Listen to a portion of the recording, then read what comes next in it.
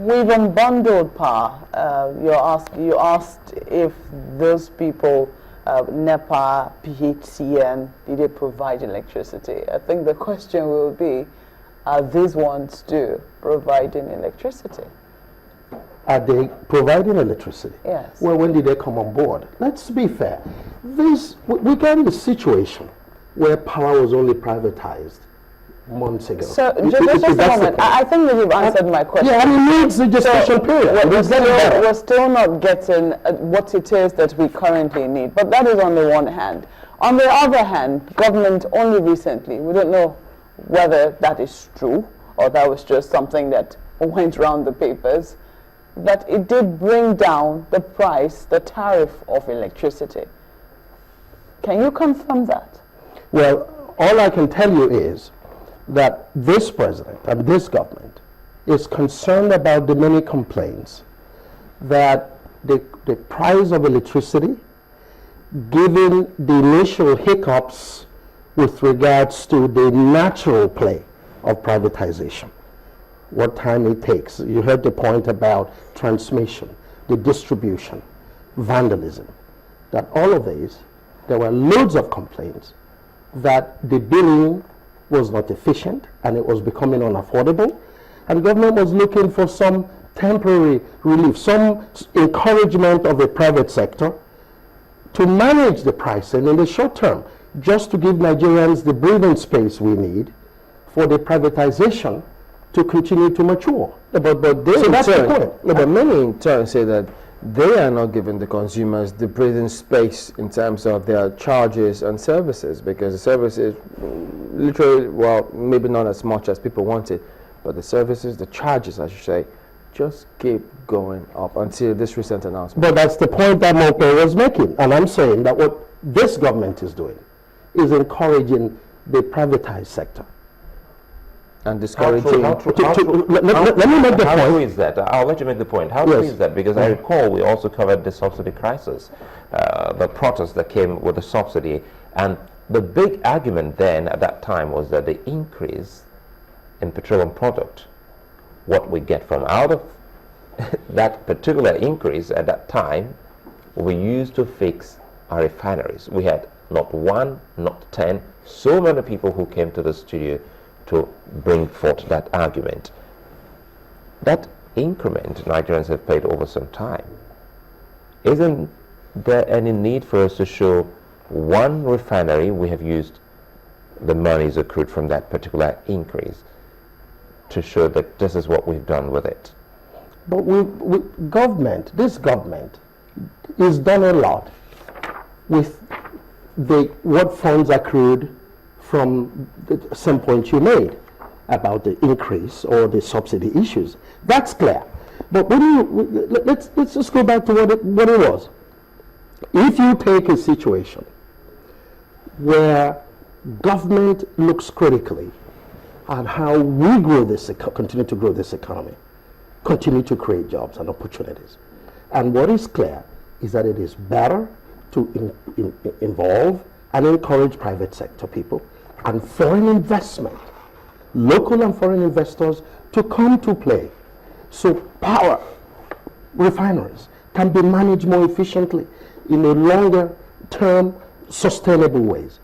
That's more important. We've tried this business of government being the key player. It, quite frankly, hasn't worked.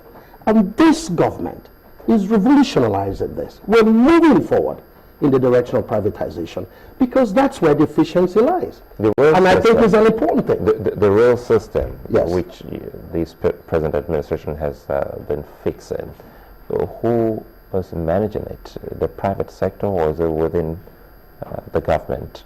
Well, how do you first get value into that value chain?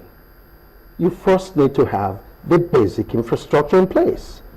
We knew who was managing the railways. It was Nigerian Railways. We knew. We saw what level of efficiency Nigerians enjoyed.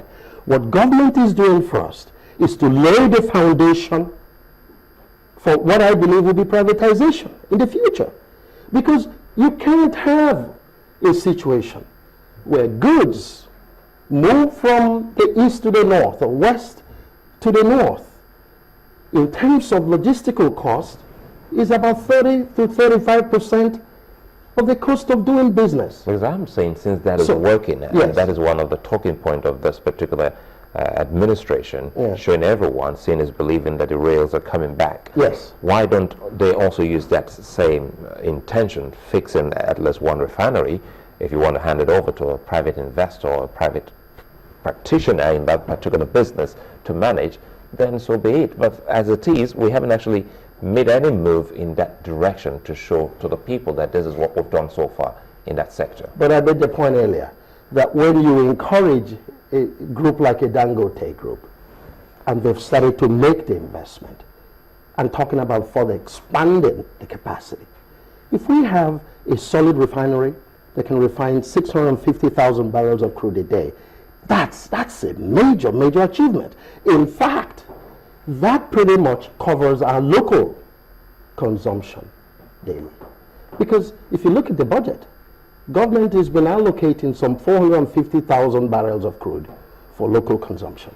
So my point is, if you have that sort of a mega project, I will bet on that. Because Nigerians will have fuel, and we will stop the importation of petroleum products. That's the key. The huge savings in terms of foreign reserves.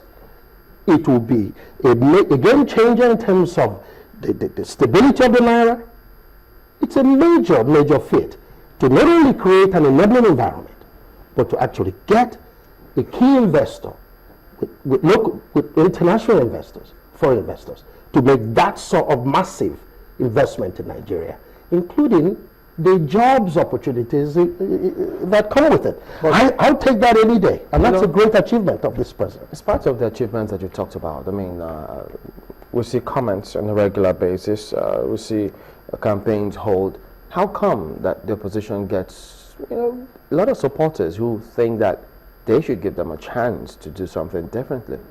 Well, the question is, what would they do differently? And we've raised this question over and over again. They've got a manifesto. Well, let's look at the reality. Let's look at the reality. General Buhari said a few days ago that if elected president, he was going to make the naira as strong as the dollar. Just last week. That's what he said. You don't think he has a plan to do that? Is it? How do you?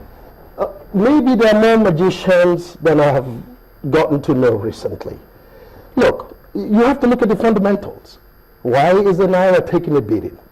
It's taking a beating because we have a largely one-dimensional economy that this government is battling to diversify, and price of crude has more than halved.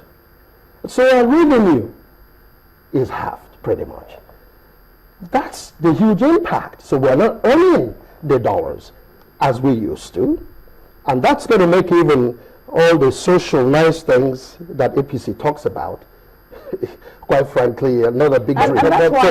So, can I just finish the point? So my point is, it is absolutely, I mean, any elementary school kid will understand this.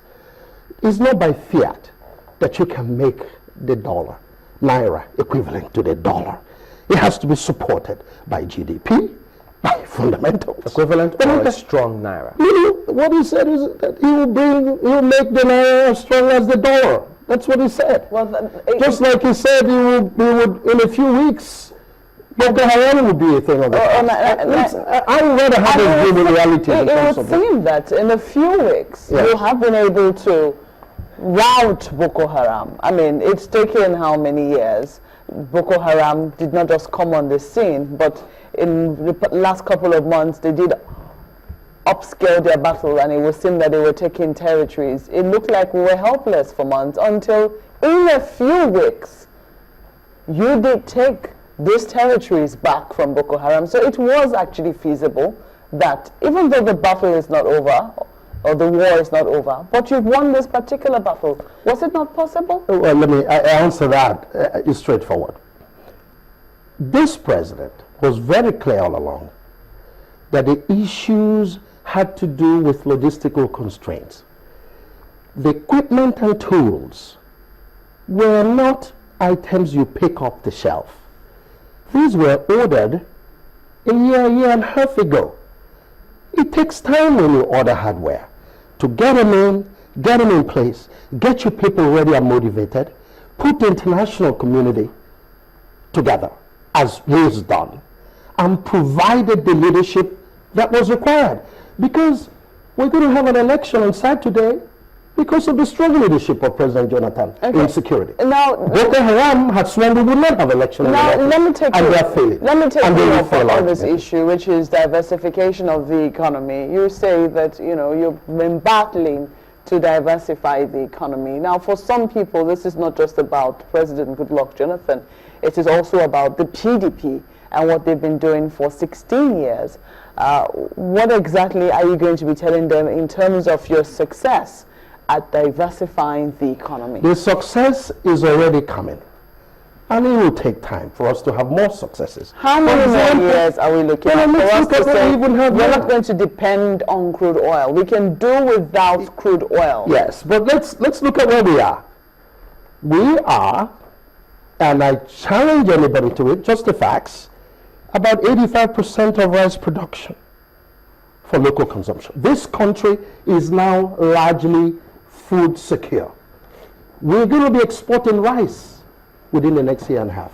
Look at cement. We're now a net exporter of cement. Look at what's happened in jobs and jobs creation. About 1.2 million jobs a year. Even though they think there's a monopoly in the cement industry. Well, they think that should not be in a society, in an economy like ours. But guess what? The net effect for government is there's huge foreign reserves and huge dollars that went out of here to import cement. I'm not going to. The debate is okay. You know, I don't want to take you up on rice again because I remember that we had a not too pleasant experience in December. I think towards January, and I was asking how come it was that we did not see the local rice to give us gifts. Local rice from government quarters. The local rice was there. Imported rice. No, the branding. Local rice was there. Let me make this point. And we did make the point that at some point, the government did admit that some people were trying to sabotage, and as such, this local rice was not in the market. No. They were talking about making up the difference in the high peak season. That's what they were talking about. It didn't take from the local production. Wheat, we are making great progress in wheat production as well. Cassava chips exported, we earned nearly $500 million last year in exporting cassava chips. This government has established, with the private sector support, 23 processing plants, agricultural processing plants across this country. And in health, what would we say we've done? Quickly. But look at this. Look at the teaching hospitals, the university hospitals. Look at the monies and the commitment this government has made both in education and healthcare, just as it's done in aviation. This is a huge, huge progress report. And the best of this government is yet to come. All right. And we're looking forward to it come May 2015. Thank you very much indeed for coming on. Mr. Jerry Chukwueke is a member of the PDP Presidential Campaign Committee on Contact and Mobilization. We'll be back in just a moment. Join us again.